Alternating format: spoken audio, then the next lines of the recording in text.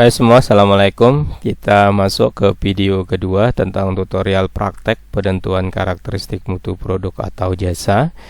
Di video kedua ini kita akan menjelaskan gitu ya, bab 2 yaitu atau tahap kedua dalam melakukan praktek, yaitu menentukan customer dari produk atau jasa.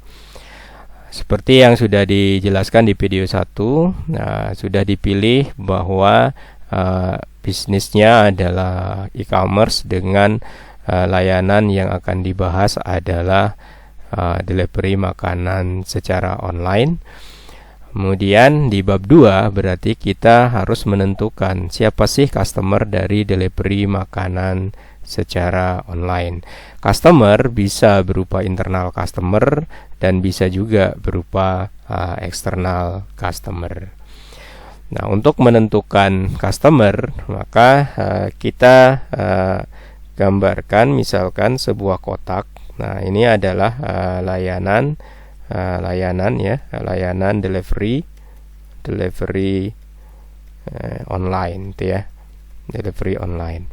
Nah, siapa pengguna layanan ini? Jadi ya, misalnya di sini ada orang. Nah, ini yang melakukan request lewat aplikasi. Ini adalah request. Nah, ini adalah person gitu ya. Person yang memesan makanan gitu ya. Memesan makanan gitu ya. Nah, jadi ada person yang memesan makanan, nanti diharapkan dia akan memperoleh makanannya.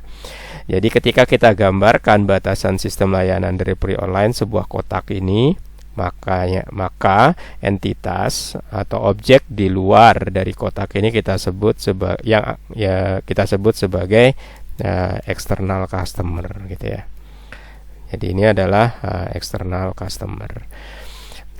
Jadi kita sudah gambarkan seperti ini. Jadi kita balik ke laporan ya.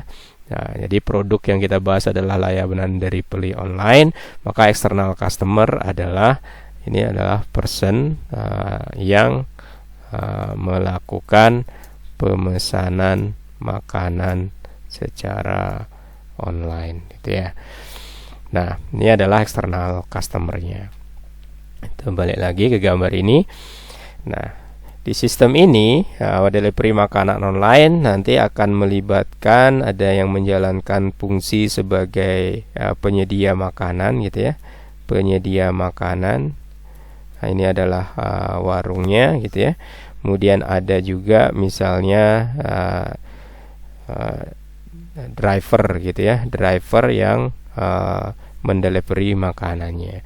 Nah, artinya karena kedua entitas ini terlibat dalam proses di dalam kotak ini, maka ini kita identifikasi sebagai internal customer.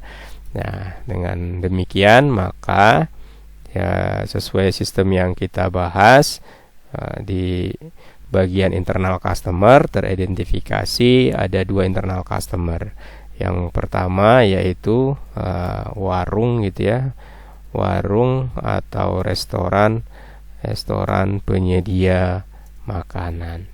Kemudian yang kedua adalah driver gitu ya, driver yang mengantarkan makanan. Nah, ini hasil identifikasi kita. Jadi di layanan delivery makanan secara online, internal customer-nya adalah warungnya, kemudian driver, kemudian eksternal customer-nya adalah orang yang melakukan pemesanan online. Ketika kita sudah menentukan siapa customer dari produk atau jasa yang kita bahas, maka bab 2 selesai. Setelah menentukan customer, berikutnya adalah kita harus mendapatkan data voice of customer. Ya, di tutorial praktek penentuan karakteristik mutu di part 3 akan dibahas tentang bagaimana kita mendapatkan data voice of customer. Jadi Anda bisa lanjutkan di video bagian yang ketiga.